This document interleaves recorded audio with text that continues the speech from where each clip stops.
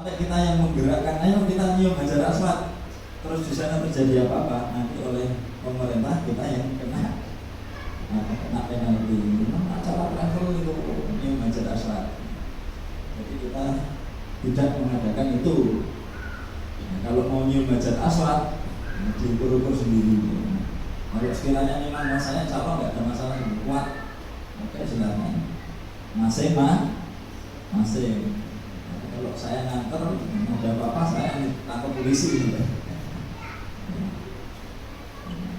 Hima itu nafas contohnya. Kemudian yang kedua, Bapak Ibu yang saya hormati, maqasidus syar'i yang kedua adalah termasuk himayatul amwal, menjaga harta benda. Harta benda harus dijaga. Maka Bapak Ibu sekalian nanti sudah begitu. Dalam keadaan apapun, dimanapun, supaya selalu terus berhati-hati terhadap barang bawaannya, dompetnya, ya harus hati-hati.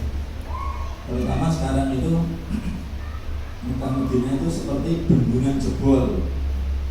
Bendungan jebol. Setelah jamaah umroh dibendung 2 tahun masa Covid, sekarang dibuka itu seperti air bah. Di mana-mana tempat itu penuh, ramai. Nah, itu biasanya orang-orang yang jahat itu mencari kesempatan. Maka tetap supaya bisa menjaga barang-barang bawaannya gitu, dompet-dompet. Contoh paling sederhana, kalau kita bawa tas ke masjid, itu jangan ditaruh di samping kita atau di depan kita saat sholat. Nah, kita pas sujud amblas. Pas kita sujud bisa amblas masih. Nah, tadi saya taruh di samping, kalau sujud kan khusyuk kan, bapak-bapak ibu-ibu kan kalau sujud khusyuk itu.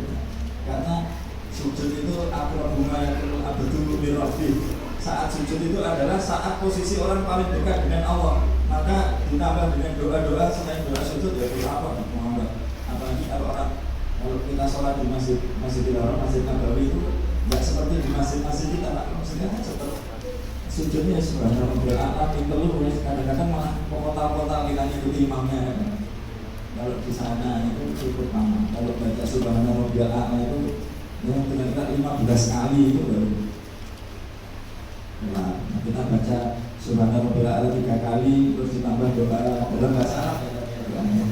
Dan sampai sholat doanya dalam bahasa Indonesia batal sholatnya.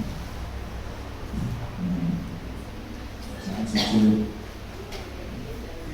ini dijaga di toilet, di kamar mandi. Itu nanti kalau dikubah itu padat sebenarnya itu hati-hati. Terutama ibu-ibu ya.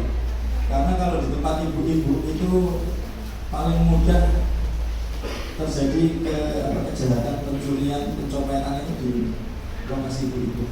Karena kalau penjahatnya sudah pakai apa itu?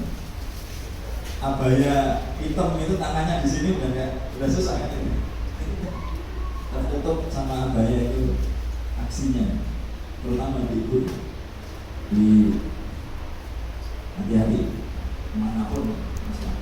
Alhamdulillah jazakumullah khairan dan memberikan rahmat dan barokah. Dan sekarang yang paling pokok pertama Bapak Ibu sekalian, kita di dalam bertamu di rumah Allah atau mengerjakan umroh itu ada aturan-aturan yang paling pokok harus kita laksanakan. Nah, kita bicara sekarang masalah sah dan tidaknya dulu. Sah dan tidaknya dulu. Sesuatu amal ibadah itu akan dinilai sah ketika rukunnya itu lengkap, rukunnya terlaksana. Definisi rukun itu ma wujud dari syai' illa bih. Sesuatu itu tidak terwujud, tidak sah kecuali dengan adanya rukun, terwujudnya rukun. Maka fokus pertama kita itu rukun. Dan saya sengaja Bapak Ibu sekalian, kenapa ini tidak saya print terus Bapak Ibu saya kasih tinggal baca gitu enggak, supaya kita perhatian fokus. Nanti gampang, nanti saya share, nanti foto.